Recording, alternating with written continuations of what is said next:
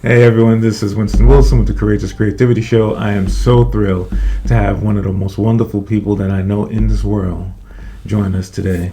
The wonderful Jeanette Hill is with us today. So Jeanette, welcome, welcome, welcome. Welcome back to the show. We are so thrilled to have you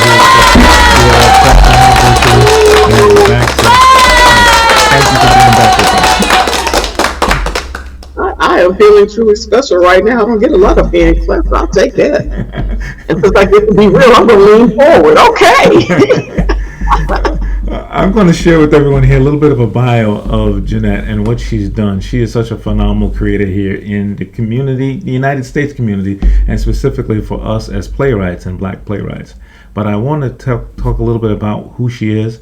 I'm going to do this in somewhat of a dramatic flair because it deserves so, because of who Jeanette is. And so Jeanette is an Adolco award-winning playwright dedicated to telling authentic African American stories that explore the complexities of black life. Through her work, Jeanette addresses crucial social issues such as racism, domestic abuse, and mental health, often collaborating with community organizations to spark awareness and action. She serves as an advisory board for the Atlanta Black Theater Festival and the International Center for Women Playwrights. And she is an active member of the Dramatists Guild. Jeanette's plays have been presented and produced by many prestigious theaters, including the Black Spectrum Theater, Woody King Jr., New Federal Theater, and the National Black Theater Festival. She has received recognition from several festivals, including the DC Black Theater Festival and Kingdomwood Christian Film Festival. Her commitment to advocacy is reflected in her induction into the Luther B. Smith Hall of Fame in 2022. So that is so amazing, Jeanette. Jeanette's body of work exceeds 100 plays. I hope you hear that right, everyone. Earning her a well-respected place in the world of black theater. Her stories not only entertain but also challenge societal norms and offer a platform for critical discussions about the African American experience. Her written works have been featured in anthologies and documentaries, and her passion for storytelling continues to inspire audiences and advocate for change in her community. What a phenomenal background you have, Jeanette. That is such an amazing background. I didn't know I was so good until you read that. I can just go to be your voice. Every time you want somebody to read it, I'll just go ahead. Yeah, edit this clip. I need that one. We will play that every time I enter the room. That's right. I will take a snippet of this and do some things and send it to you, and it's going to be your walk-on thing every time you go to somewhere. There you go. I'm using it for YouTube. This is my intro. So everyone here at the Courageous Creativity Show, we know we are bringing on creators such as Jeanette, who really shows the example of how we can all be ourselves. How we can all make sure that when we're creating work, we're creating it from our heart, and we're doing it bit by bit. One thing that Jeanette is so inspiring to me, on top of all the things I just said, is that she is prolific. She is writing stuff all of the time. Sometimes I try to catch her thing somewhere. I'm just so inspired by all of the work that you do, Jeanette. It is really amazing. So on the Courageous Creativity Show, one of the things we do to start off with is that we ask our guests to share something and to share a tool that they use and they find very helpful in their creative life. Something that they use, whether it's daily, inspirational, or it's just something that they have in front of them that allows them to be effective from a tool perspective. So what's that for you? What's one of those? I don't know if it's a tool, but I don't do a lot of I don't do the big mantra affirmation thing every day.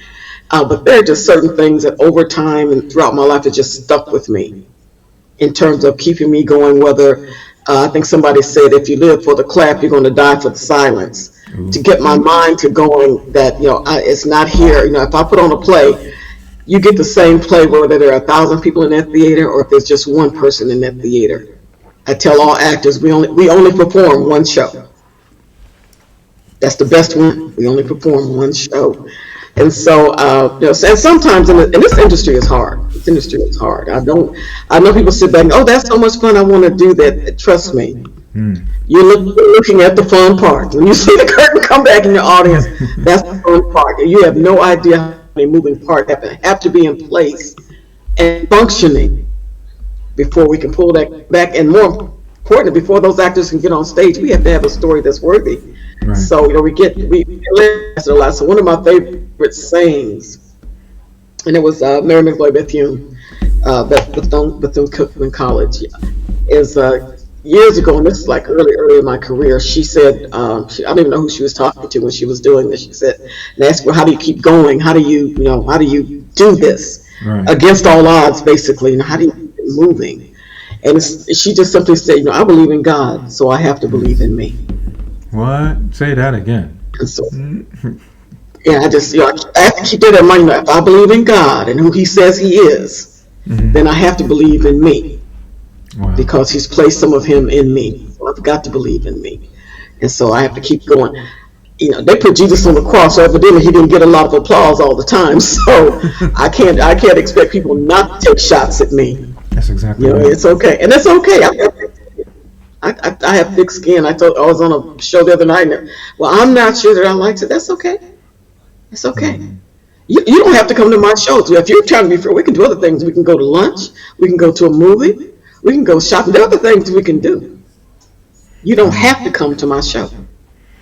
That you make such a good point here. A lot of times us as creators are striving for this perfectionism and to try to get every single person in the audience to love whatever we're doing. And I don't know if that's possible. It will not happen. It will not happen. My viewpoint is if I can get people to think, or it provokes thinking, then that's a good show to me. Absolutely. If they got it when they leave that show, you may not agree with me, but if you got it, that's what I'm striving for. Can you go somewhere and talk about it now? Yeah. I like that. So compliments I ever had, we went to a restaurant after one show. I think it was IHOP, and I think we were in Longview. We were somewhere, and there's some other people came in. And I could hear like the argument at the table, but they were arguing about something they saw. I thought they were talking about a movie they saw until they named the character. They were arguing about the character in the play and how they would not have taken that, and they had somebody in their family that was like that, and this is why they do that, and they act like because you let them do that, you should have stopped this, and it's like, okay. To me, that sounds like a successful play. That was part of their life because their aunt, whoever, is like this character, and this is what it sparks in their family. And now they get to see it on stage, and it's like, okay, we're not the only ones. Now they handle it different, but that's what happens in the family. That's what happens. Yeah, but I do. I like that. I like that people leave and they think. I want them to think. I want them to have a good time. Yeah. I want you to leave there thinking.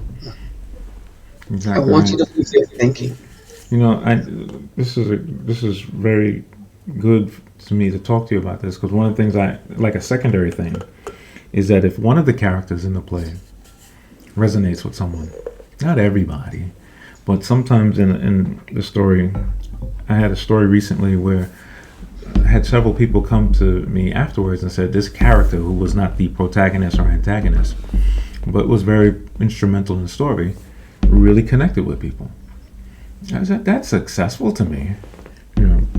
If there's one person, it doesn't have to be the person, it doesn't have to be the superhero or the main person or the villain or whomever it is.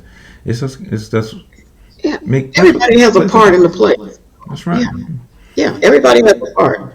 So if that's the part that resonates with you, that may be just where you are on your journey, or where that's your pain point or your pressure point.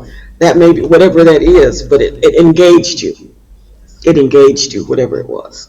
Yeah, you are transitioning into the next section of our conversation that we have every single time. There's just one thing we always ask our guests to do is if you had to talk to someone right now that's saying to themselves, all right, I got this next play or that I'm trying to write, and you're going to teach them something.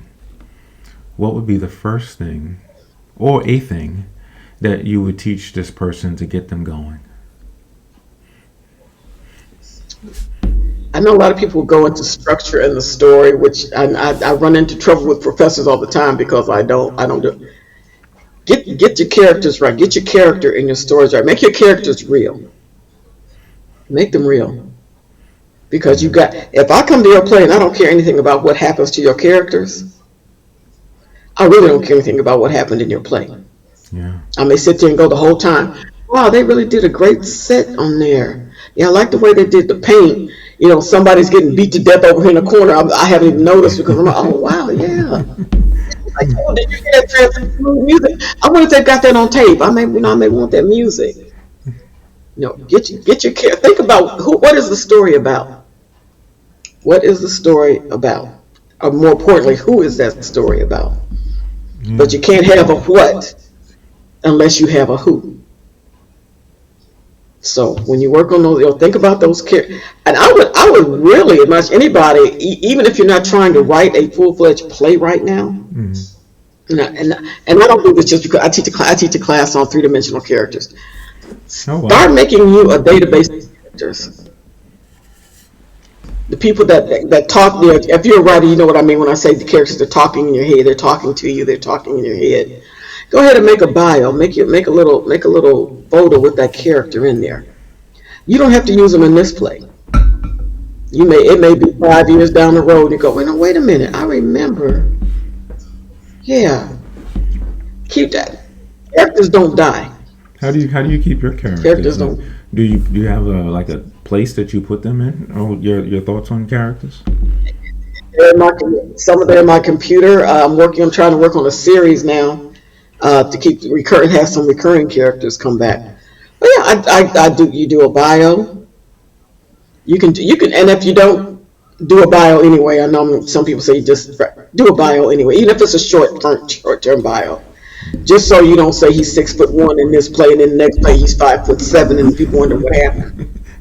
Do a bio. Do a bio. You kind of keep track of who they are. Especially if his height is a part of the story that we're working. Exactly. If it has a bearing on what's going to happen in the next one, go ahead and put that in there. And there's no such thing as useless writing. There's no such thing. So whatever you write, you may look at it now and say, "Oh, that's crud. I don't like it." Just save it somewhere. Put a name or something on to get you a miscellaneous writing folder. And drop it in there. This character you do, okay, yeah, but him doing that doesn't really fit this story. It may not fit this story. But if you're a writer, you write. Right. So there'll be another story. There'll be another story. I do the same thing that you do. I'm sure that for those who are out there, Jeanette's advice is really on point. For me, I have an actual database, if you will. You use the word list, but I actually have all of the stories that have ever come up in my head is in a place somewhere. And I was telling someone this recently, is that sometimes the time for the story is not right now. But sometimes, for me, and maybe this is part of my creative process, something may happen in my life or in the world, and then I go, oh my gosh, that thing that I had in that repository or whatever, now's the time for that story. I gotta pull that one out of the thing, and I gotta go ahead and bring this one out. Yeah, wake him up. I'm to wake him up. I advise anybody that, because stories happen all the time. Stories happen all around. That's how you write 100 plays. There's always something happening. Things are always going on. Just make notes. You don't, trust me, you're not going to remember that when you wake up at 3 o'clock and have this great idea. Oh yeah, I'm going to do that tomorrow when I wake up. No, you won't. Keep your notepad by your bed, write your quick note, and then go back to sleep.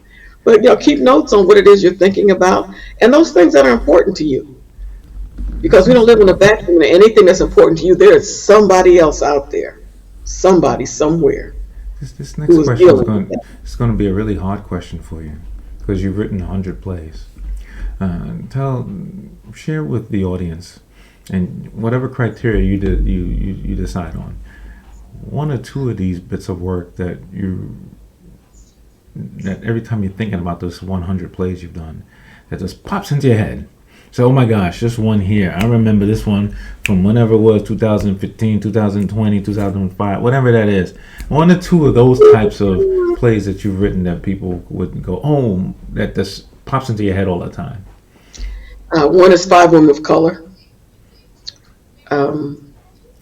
Another one that we have been trying to get this play produced forever. We're going to have to self-produce this play because theaters are afraid to produce clean sheets. Mm-hmm. They tell us they love it. In fact, it's the only play that has gotten a perfect score at the Atlanta Black Theater Festival. Oh, that's awesome. People love it, but they're afraid of it. They're afraid to put it up in front of an audience. Mm-hmm. And it's a story that needs to be told because culturally it happens over and over and from generation to generation to generation. And until we get to the point that it's part of my ministry is to move us from a scab to a scar. Because when we don't heal from things, you get hurt and you don't heal from it. It may get covered up and it may not be open, but if somebody pushes it, it hurts because it hasn't healed.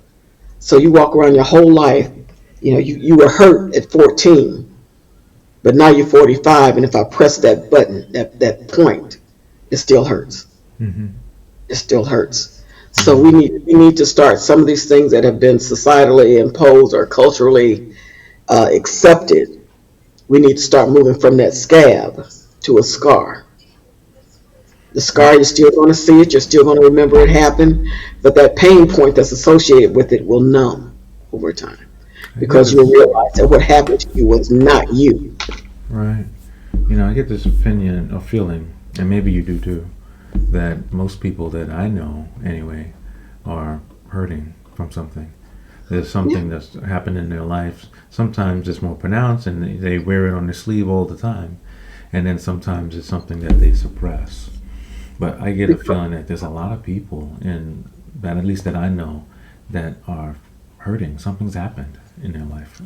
And it is, but unfortunately, again, we're back to being culturally trained that we're not supposed to hurt. You're the strong black man. You're the strong black woman. Suck it up. You don't have to keep talking about suck it up. Don't talk about it. And one of the things that we really need to come to realize is that there is no honor in pain. There's no honor in that. So when I say something to you and it hits your pain point, you may just look at me and keep going, but you're going to go home and cry, or go home and drink, or go home and light up a blunt, or go punch somebody. It's coming out somewhere. Yeah, it has to. It has to. Yeah. I mean, you got limited space here. Yeah. You got limited space. Everything you got in your body has a function. It's got to go somewhere. Yeah, I see it a lot of times manifested. Where like I'll be in a meeting or something, I'll be around a bunch of people, and then somebody just goes off like bananas, and they go, man, I can't believe it, doing it, and they losing their ass, and we're like, what's going on? Why did this person get this? And then another person reacts, I can't believe what he did or she did, and I'm saying that ain't got really nothing to do with us. No, it's not about this meeting, and we are. I admit to this. A lot of people don't admit to this. I keep a running list of hurts, okay? And I particularly keep a running list of hurts by people that hurt me over, more than one time. Mm-hmm. You have your name. And so what happens is, I may not say anything to you that first time I was really hurt. You hurt me again, I may say something, I may not. Third time, but now what's going to happen is one time after all these hurts, we're going to be walking someplace, like you say, in a meeting, or somebody's going to bump me in the hall. And I'm going to punch him in the throat. And you're going to look at me and go, what was the accident? They didn't mean to step on your toe. What happened? You've got them on the ground. Yeah. And it's a culmination of everything that has happened from before to this moment. Nobody else in that area knows that's what's going on. But because I didn't deal with it, this is what happened. I like this idea of psychologically putting them on the list. Because to me, that's putting them on the list is getting them out my head and putting them somewhere else. Because one thing we need to get to is, she always said, everybody always attributes this to her. Maya Angelou, when somebody shows you who they are, believe them. So when you have that list, okay, wait, they did that before. And they did that before.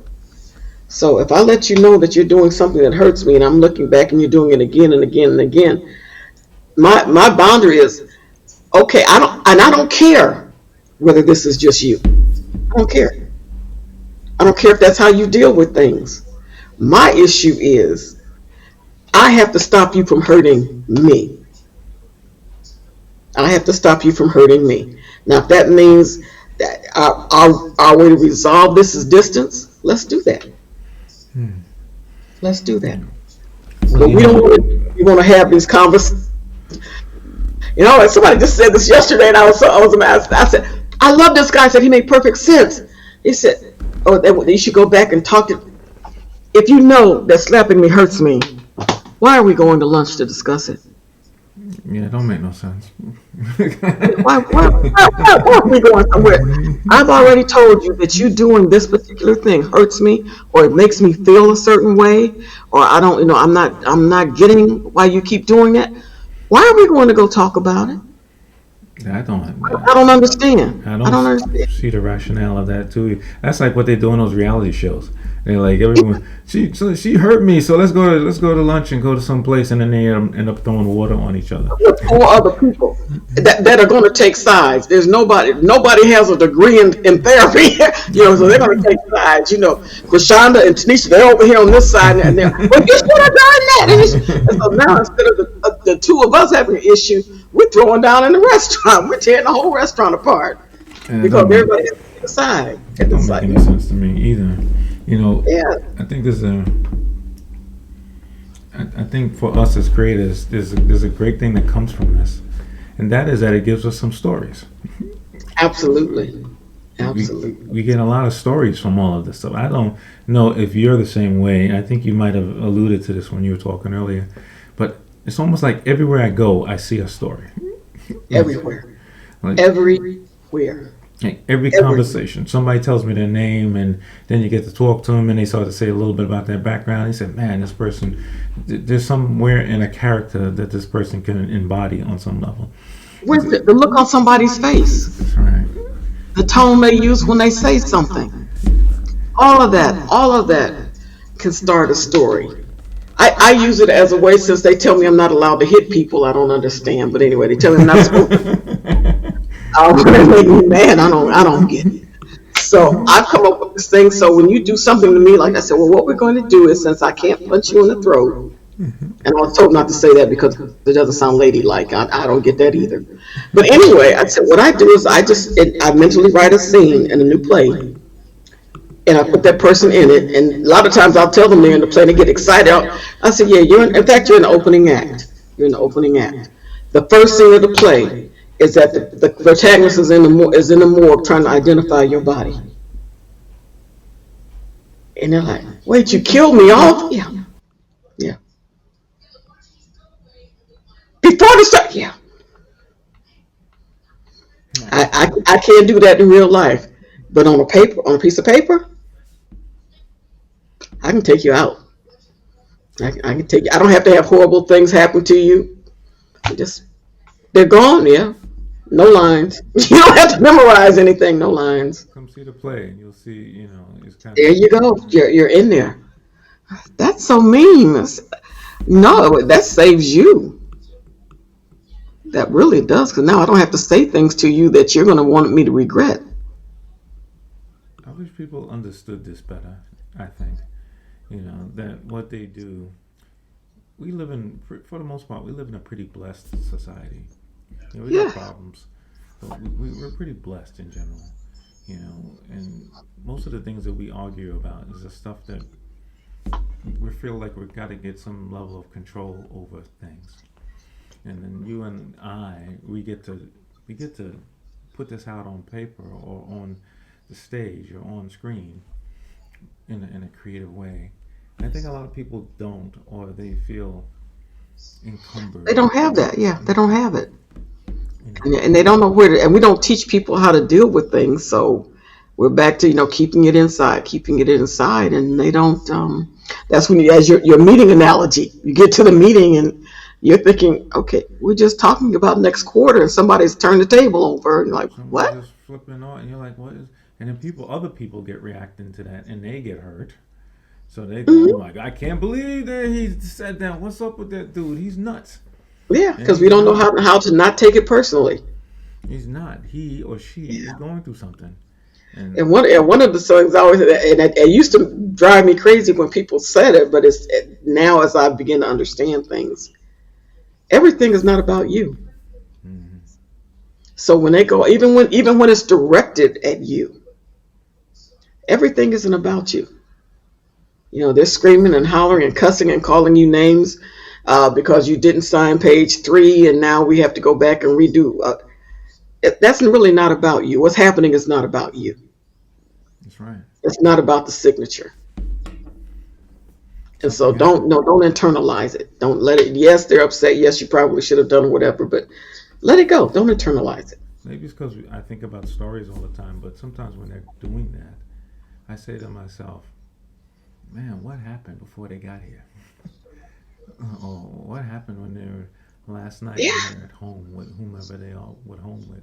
What occurred that made this person feel like they needed to come in and act or react this way? And 9 times out of 10, there's something. Usually, I don't know. Sometimes I don't know. I just make up a story in my head. So There you sometimes they let go. me get through. I say, "Well, shoot, they Yeah. must have had an I issue heard with it. it." I watched the director the other night direct. They're doing a reading of my play next weekend in Houston, and the director said, okay, because one actor was having a little bit of trouble. He Mhm. said, think about this. They came in. They're coming in and they're angry. He said, where were they just before they came in here? Right. What happened just before they got here? Something That's happened. why they're coming through the door mad. Not because you put the t-shirts on the couch. But no, That's what right. happened? Where were they at? Where something happened that triggered them, and it triggered them from that point all the way into this house, to get to the living room. And Yeah. they're reacting to this when that's not the problem. Is not the problem. You'll Yeah. say, okay, the house needs to be neat. It probably does, but the problem is not the problem. You're not yelling and screaming and cussing because we should have put the t-shirts in the bedroom. That's not what we're doing that for. But Or, and this is probably the other story that I manufacture, is that they pissed because they got to go do something later, or they got to go pay something later, or something is going on with them outside of the environment of where they are right now. A lot of people, I'm saying a lot of people, many people don't live in the moment. They're yeah, thinking about what's going on next. What do I got to do today to that's be better? hard. You don't find that hard It is hard. to live in the moment? It is hard to live in a moment For me, yeah, for me, that's hard. because your brain is running through 1,000 things that you want to get done or have to do or want Yes. to get completed, and And it's yeah, unbelievably I think challenging. about it and they say, oh, well, meditate. And I'm thinking, I'm really bad at this. Meditate for 10 minutes. Okay. Okay. How many minutes I have left? How many minutes do I have left that I have to sit here It, and think about nothing? Well, I'm constantly thinking about how many minutes I have left that I have to sit it here. it is hard the first few times you do meditation. Now, but I have done it, and once I've gotten to maybe the third time that I've done it, then I start to get clarity, and I can live in that quietness because it's hard for me to live in quiet. Even when I'm writing, I can't have it quiet. Even when I'm working, I can't have it quiet. And so sitting in Hmm. there and really thinking about who can I impact today? What do I need to get done today? Oh, Lord. You know, Okay, teach a class on that. or what is nothing happening right now? Let me observe the room that I'm in. Let me observe the people that I'm chatting with. Or let me observe what's on the floor. Let me observe what I'm looking at. Sometimes it's all fleeting sometimes. Boom, boom, boom. I think I'm gonna have to do Next. mine at a park because I love to look at flowers or trees. I think I'm gonna have to go to someplace away from home and go to a park and just look at the leaves on the tree or something, or flowers that are blooming, or That sounds someplace that has babies. I absolutely love babies. I love the wonder of them. I love the innocence. I love the fearlessness. Have you ever written a story about people who are either having babies or have little ones? I know I having thought about a it and baby. I didn't finish it. I thought about it, I but know having a baby in the actual story is difficult, but yeah, because oh my God, I love it. I just love watching. I just I can be somewhere upset and mad, and you let a baby come through, tell me, "Oh, Daddy, look," and I'm like, "Oh," it's like, I just love it. It's one of those stress relievers for me. Like autumn trees, and there are just some things that are just stress relievers. Like that's probably the best way for me to try to meditate, is to get in one of those situations where it'll take my focus, So where do and I can babies put it there. congregate? Do they go to parks and stuff, or kindergarten? Where do you see a whole bunch of babies? Maybe it's because I have a grown At a person in park, my it would house. be at a park. It would be at a park, um, something like that, and it would be because you don't want to hang around. You don't want to hang around schoolyards. Don't hang around schoolyards because that brings a different connotation. Don't hang Yeah, I around. think that might be But get a weird reaction. yeah, I used to think about volunteering or something at a daycare, after school or daycare. I was okay, but that makes me have to like them a little bit longer than I had planned on it. You just want to And see so, them, Jeanette. You don't want to be like interacting with them. You just want to see them. exactly. I just want to watch. I want to watch them, and while they're climbing up from the table, you tell them don't do that, but in their minds they believe they can fly. So they're going to climb up on that table and they're going to jump, and I love that about them. My granddaughter, she bless her heart, well, God just bless her heart, but she has a mind. She comes up with these stories, and I keep telling her, well, write it down. I don't want to write it down. Nobody wants to hear what I have to say, but she just comes up with a lot of these amazing stories.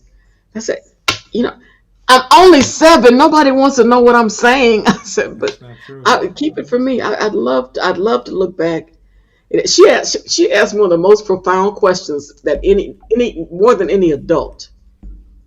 We were riding, and she goes, "Nana, you know something about Jesus and God, right?" I said, "A little bit." Yes. Okay, so they can do anything, right? Yeah. So when the devil was in heaven and he was causing all that trouble, why did they kick him out of heaven? I said, "Well, because he was disrupting." No, no. Why did they kick him out of heaven when they could have just killed him? Wow. And then we wouldn't have all this trouble we have. And I'm like, Wow. I am, you know, Who thought about that way? yeah, Nana doesn't have an answer. I said, but when you get to heaven, oh yeah, because our whole family going to heaven. I already know. It's okay, but when we get there, when you get a minute, pull Jesus aside and ask him why. Because I don't know. I I don't don't know. know. I wouldn't. A lot of times it's a great question she's asked. I think a lot of times we try to speculate on what the design of the universe is. Like, oh yeah, this is the reason why. There's obviously a design beyond our personal way our mind Oh works. yeah. And so, Can you imagine how different the world would be if we got to make choices? oh gosh, there's already a decent amount of chaos. Can you imagine 8 billion people? Yeah, yeah. All with different ideas about how things should work, and just trying to implement them all at the same time across the board. It would just be I think nuts. one It of would the be things about nuts. us as creators is that we get to create our own world sometimes. You And know, that's the beauty of it. that's the thing I When love you about when you when you ask what is unique about us, we get to create worlds. We get to create people. yeah. We get to create people. Who's to say that you and I are not characters in some complicated play by some being who's way more advanced than we are? Absolutely. We And would have to be, or he wouldn't be putting me through this stuff. Okay, we would have to be. Otherwise, it just does not make sense for him to put me through what he's taking me through right now. I have got to be a character in something. I so, have to. so we get a choice, right? We could be the antagonist in our story. Yeah, I said the last few weeks I've probably been closer to the antagonist than and yeah, and protagonist. And sometimes we have to realize that the protagonist and the antagonist are the same person. Oh yeah. So What makes a sometimes good that's where we are. what makes a good antagonist, and we know this, is when they don't know that they're the antagonist. Exactly. they They think think they're the good guy. they think they're right, and so when they Yeah. think they're right, they're like, "What do you mean I'm the bad guy? That don't make sense to me. I'm trying to do the right by the world." Ten toes deep. You get 10 toes deep Exactly. and saying it from their chest. Oh no, no, I know I'm right. Well, no, Sam. Yes, I am. Yeah, Okay, well, let's look at how what you're doing is impacting other people. Yeah, I don't Not think my that. job. I think that makes a good. I personally, I don't know how you feel about this, but to me, good stories are when villains don't think they're villains. They just think that they're good. They think that they're the hero in the story. Stories for me that where the villain is so obvious and they're just, oh yeah, I'm just depraved and I'm just doing all this stuff. Those Not stories are part of the human condition, but those are less exciting to me than because stories. I think we try to equate an antagonist with evil, Yeah, which is not always the case. it's not. They may not be evil. Evil is very easy to discern. That's exactly Someone right. who's evil is very easy. It's like you say, that's that you can pick that out right away. Hmm. You know that's the Joker in the Batman movies. Hmm. We know who the evil person is. But what about the person that just for whatever reason has an opinion about something important that's diametrically opposed to yours? They're not evil. They're just standing in what they believe and what they believe is right. And we, because we're human and this is what we do, when we believe we're right, the other person has to be wrong. We don't start out looking for compromise and collaboration. No. That's usually the last tentacle of the octopus that we tackle. That's usually the last one. We start off with how can I convince Winston that he's wrong and he needs to come to my side. Yeah. I think sometimes the antagonist will do something at some point that the audience perceives as bad, and even they may think it's bad, but they're trying to get something accomplished, and they get desperate.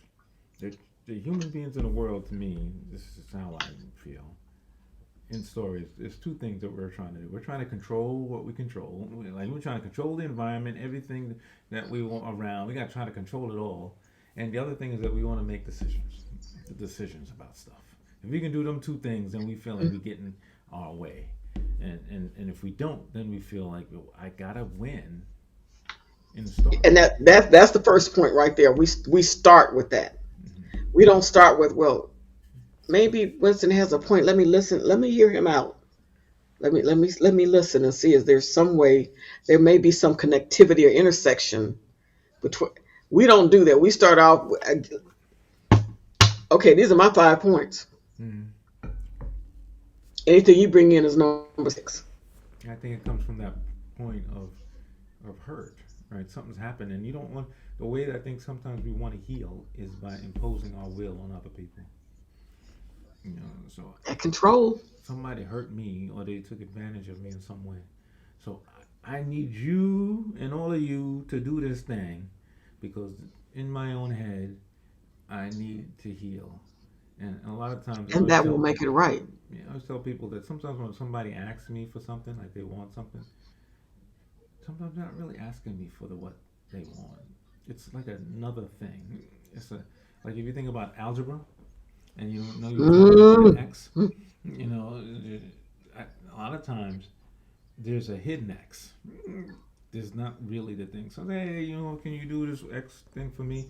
And then you realize, no, that ain't really what you want. You really needed Z and A, B, and C, and one, two, three, and How many they times do you think that it is that we really don't know what we want? a lot, a lot of We times. say we know. We say we're telling you what we want, but a lot of times I'm thinking we don't really know what we want, and just as importantly, we don't know the consequences of us getting what we want,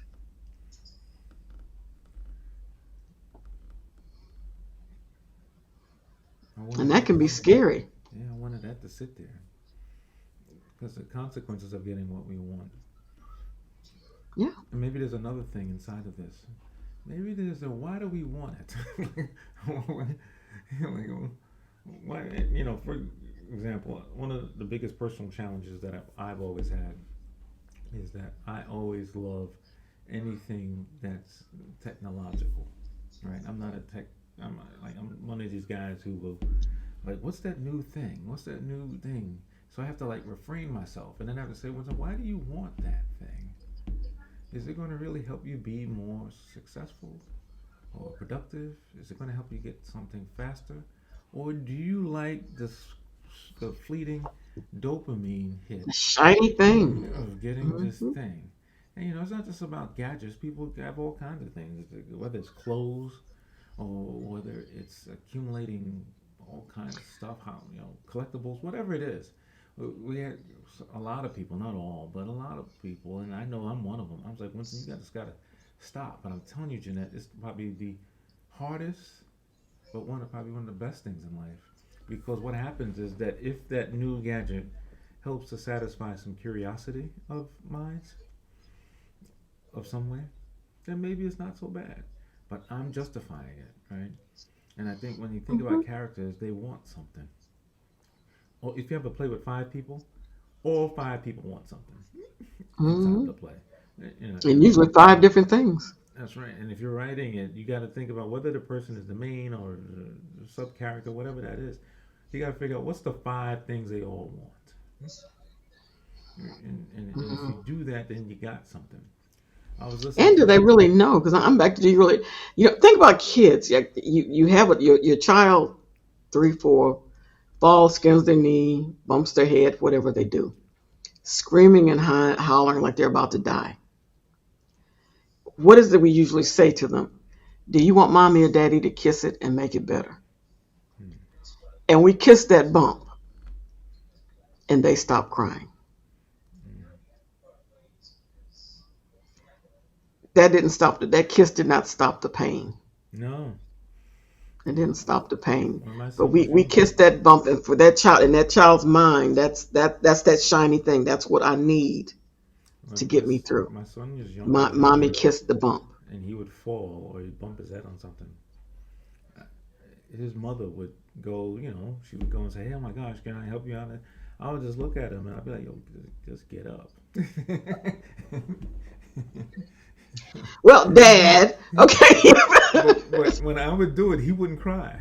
But the moment his mother came over there, he realized the pain, and he'd be like I gotta cry, and I gotta do Okay, he something. wants that. He loves that cuddling, that touching. Yeah, let somebody love on me for a I was minute. like, dude, get up, man.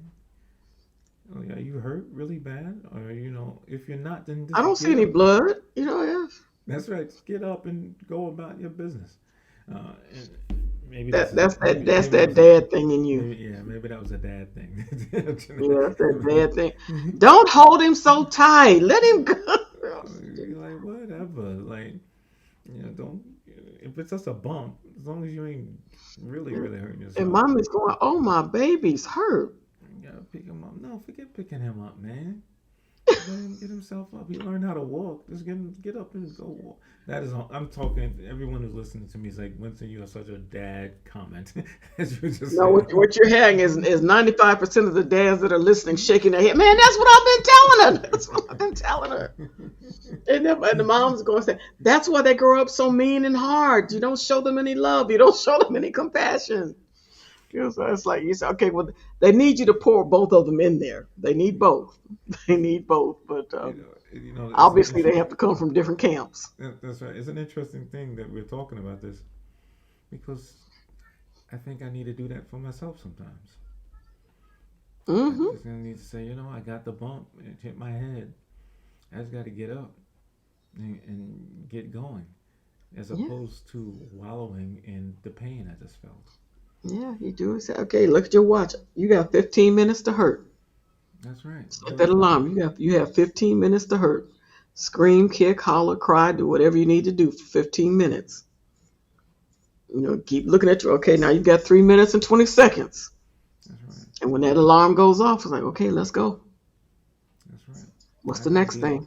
I gotta be like my son. I told him to get up from bumping his head when something Yeah, happens, because something happens all the time. every day, Whether it's every somebody day. rejecting something we're saying or trying to hurt us, or something that we think was going to take 5 minutes takes 50 minutes. That happens a Or lot. 5 years. Oh yeah, that happens a lot. Or a Yeah, story that we say, hey, this story is ready to go, and then you realize, yeah, this story I got to do some more massaging of this story. You know, I do. And I wish, and I don't have that gene. I know there are a lot of writers that have that gene. I don't have that yet. If I start a story in 30 days from that date, I'm not finished with it. I'm just going to tell you either that is not my story to write, or that is not my story to write right now. Yes. And I have another friend that would tell me, "Oh, it takes me a year to flesh out a play." If it Whoa. took me a year to flesh out a play, I'd quit writing. I would just quit. Oh no, I do that and I do the care. I said, oh no, oh no. A year? If I'm looking at a I'm not year and I'm saying, still on that because same story, I'm not judging you, audience, individuals who may take a year. It's just no, from different people have different processes. They from have different, and which is fine. It's just that's not the way I can function. maybe it's because I have this collection of things inside of my system. I have these characters, or I have these stories that I capture in my own head all over the place. So when I'm ready to go, I'm ready to go. I'm Yeah, because good. I mean, is there ever a time when somebody couldn't just stop you and say, "Will Winston, I need you to tell me a story. Start a story for me. I'll be back in 30 minutes." I could do that. You'd have no problem doing that. Yeah, I Yeah, can do no that. problem doing that. When they came back in 30 minutes, you might have too. Yeah. It's And interesting. because there's some people and there are other people that they dive so deeply into it, It's interesting and they because have to have such an intricate understanding of every character, every scene, every. And I'll just look at him and go, for me, but it's not that deep. I'll catch that when I circle the block. it's exactly right. Right now, I'm going to put the story out here, and those things that you're talking about. When I come back around and I circle the block, I'll hit them then. But for right now, I need to get the story out. That's what I need to do right now. I need to get the story out. I'm not saying that once the story is done, because I'm not nearly as prolific as you are from a writing perspective. It's not saying that I don't go back and say, hey, let me think about this character further, or let me flesh out something, or Everybody goes back. especially after you have a reading of it. There's always something to learn from a Oh, reading. There everybody goes. Last night I was up till 3 o'clock revising a play that I wrote, and I think it said that was the version I was looking at was 2011, and I was up revising. I'm one of those people. I believe that if Shakespeare came back, we'd have a different Hamlet. I'll go back farther than that. I believe if Matthew, Mark, Luke, and John came back, they would take a look at those books and we get an edited version, a revised version of the New Testament. of course, that thing Because the that thing writer's right. We come back with a new perspective, a fresher outlook, yeah, with new experiences that we can attribute to what those was things going were on, written and rewritten many many times. all They're, over and over. yeah, And there's nothing wrong with that. There's nothing wrong with the that. essence of what they are is still Uh, there. All I tell you is put a date on it, so you know which one is which. Put a date on it. But other than that, if you start writing, you say, you know what? Because I love the what if exercise when writing. I Mm-hmm. absolutely love it. Okay. So what if he can't get to the meeting on time? What happens? Or what if he has a car accident? Or what if somebody puts a bomb in the building? Mm-hmm. Or what if the report that they gave him had incorrect information? What if there's so many ways you can play that out? You have the same characters, you have the same scene and setting. You just threw what if in there, and you have a totally different story. Totally different. I love And that. that's just for people, especially when people that say they have writer's block. I would tell anybody, I said, one, walk away for a little while. When you come back, if you still can't get it, throw what if in there. Just throw what if in there. I You love have that. them doing one to A, B, C, D. Have them do A, B, C, P,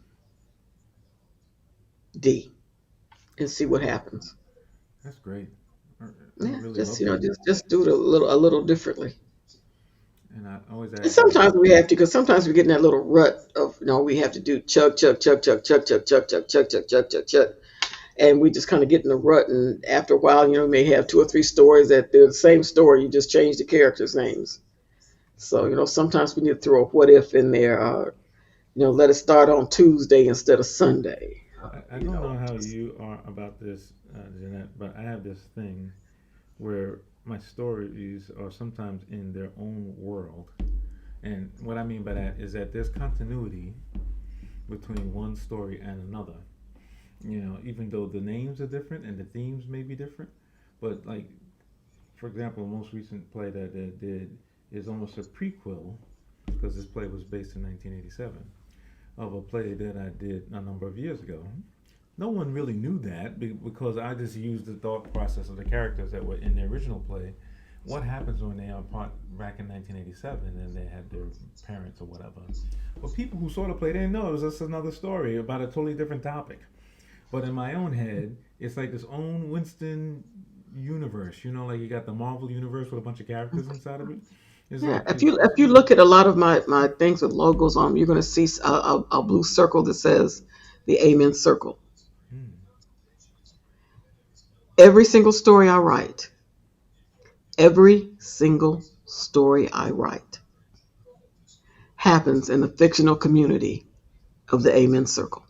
ah, I don't care if I'm talking about domestic violence. I don't care if I'm talking about mental illness. I don't care if it's a romance story. I don't care what it is. Every single story I write, and you'll hear a reference to in the plays. Oh, we stopped by Shorty's Bar and Grill. Oh, we went by Miss Mabel's to do that. Oh, we went by that. You'll know the part where we went by my park. So here in different plays, you'll hear references to the same geographical place, even though we may not say it's in the Amen Circle. Sometimes we do, but ah, everything happens in the Amen Circle. I That's when see. I write to her. What city does happen in? It happened in anywhere USA. That's the Amen Circle. It happens in anything that is happening there. Well, it sounds like it could have happened in Chicago. It could have. Well, I thought it happened in Dallas. It could have. I thought they did it in Atlanta. It could have. Because it's life, and life is evergreen. Life is evergreen. The life that's happening in Atlanta happens in Dallas, happens in Chicago, happens in New York, happens in DC, happens in San Francisco, happens in LA, happens in Phoenix. Because life is life. That is so awesome. So tell us, Jeanette, what is coming up for you in the near future? This is our segment I'm where so glad you asked me that, Winston, because I forget to tell that before we started. I said, now I get to remember to say it. We are in the final whatever of having what to me is a really special book published. I'm writing a book called Our Stories, Our Voice, Original Monologues for African American Actors. And so that hopefully we'll have that out by my birthday is January 20th. My goal is to have a hard copy in my hand for my birthday. Um, and hopefully some of you will want hard copies in your hands for my birthday too. I got you. And so okay, that is one of the things we're looking for. It's going to be broken down into three areas: male monologues, female monologues, and the monologues for young people. And there are some are from excerpts from plays that I've written. Some are just standalone monologues, but they all address life issues, things that people are dealing with. Especially the youth. I'm trying to really hone in on the youth and do more of a, because a lot of times we don't talk to them, we talk at them. Maybe some monologues where they really get to say what they're feeling and what they're going through. We gotta go. Well, you just told me, well, Mama, he's beat me up, and his dad's been beating you for 20 years. And they said, well, that was between me and your dad. No, it's not. That's right. It affects everybody. Yeah, So yeah, we're gonna. One of the ones I'm really happy about for young people is one. It's one for Jalissa, and it's about a young girl that was a scholar student, and she got pregnant her senior year and lost all her scholarships, and how her journey to not giving up. Her family wanted her to just give up and get married, and that's just the life you live. You're gonna live above Uncle Julio's garage with the baby and the daddy, and she did not want to give up. And we follow her journey from the fight, because she's got several. She's got the internal fight of she let herself down. She's got the external fight of the boyfriend and the dad trying to make her get married, and then she's got the other fight. How do I get this college education? Because now I don't have any scholarships. I don't have anything. But I want a different life for me and my baby. So It's beautiful. they're I think they're and there's some with a little sizzle in there. I said, someone said, "Are you sure you want to put that in there?" So I think I do. I think I do. I think I do. We, So we, we, that's we, we- we've got a sexy, a sizzly, sexy one for women over 60. So if we find somebody what you courageous called it? enough to do that one, Sizzling over 60? Is that what you said? yes, sizzling and sassy over 60. I think you will get a lot of interest in that. I think you will. I did. Well, one of the things we got that was fun. It's funny, but it's not funny. Is one of the gentlemen that had looked at. He was upset because he thought it was being extremely disrespectful that we would write anything about sex for a woman of that age, because his mother was about that age, and said no man wants to listen to anything about his mother, still engaging in sex or still having romantic interludes. And one of the ladies said, "How do you think you got here?" He said, "Well, that was 42 years ago." I say, "Okay, but your mother's still a woman." Yeah, and a lot of times we forget that. We don't want our parents to be people. Yeah, sex, our ability to have sex does not turn off at any point. It's not like Yeah, well, first, yeah, that some they were like, "Oh no, you can't do that. Is this for Christians?" I said, "It's about life. It's for everybody. That's life what it is is. life, yes. Yeah, So, it's for everybody. We don't get a pass. We don't get a pass." Jeanette, tell somebody out there who's struggling with their creative self. They're saying to themselves, man, I've been doing this for a minute and I'm not getting anywhere. I'm not getting any action or reaction to them. And you and them are having a conversation. I'm not in the room. And they say, Jeanette, I need I some. usually stay within the black community for this, but for this particular one, I'm going to step outside the black community, and I'm going to tell them to go read about Agatha Christie, who is the most famous mystery writer of all time. I think she's behind the Bible and Shakespeare, the most famous in terms of writing mysteries and plays, most read, most prolific female playwright. She did not hit her stride until she was 72.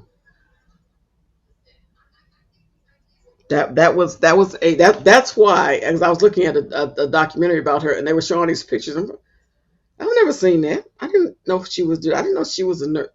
All we see are these little old ladies because she didn't hit her stride but she never gave up. She started writing, I think they said when she was like 15 or something, but she never gave up. Wow. And the three things that we have to remember is that what you have to do every day is to show up. Every day you have to show up. The second thing you have to do is you have to show up authentically. You have to show up as you. And the third thing is you have to show up doing what you're supposed to do. So That's powerful. how you keep going. You're not going to get a hand clap every day. There's not anybody going to pat you on the back every day and tell you what a wonderful thing you do. There may be some distractors to tell you, well, your work isn't even that good, but it doesn't matter. You keep doing what you do. You keep doing what you do. That is so wonderful. Jeanette, if somebody wants to connect with you or to see more of what you're up to, where do they go? I'm not that techie person like Winston. I'm trying to give a hint so somebody will come help me out on this website. But we have Jeanette Hill .com. I try to keep everything kind of up on Instagram and Facebook. Like I said, they're going to be doing a reading of mine at Houston at the Ensemble Theater next weekend. Uh, the same time next month in November, they're going to be doing a reading of mine at the AGM Theater in Harlem. And I'm trying to, and this is for your readers. If you're in a city that is looking for work, tell them to contact me because I have several plays that are ready to go. If they want to look for something that they can put up, let's connect. Let's get these stories out there. I write stories about real life, the way Black people live it. That's what I write. And if there's an audience for that where you are, we educate and entertain. So I am sharing your website right now for people, JeanetteHill.com. And you got a few of your plays up here. hmm These are great images, man. Daddy's thank you. Devils. Ooh.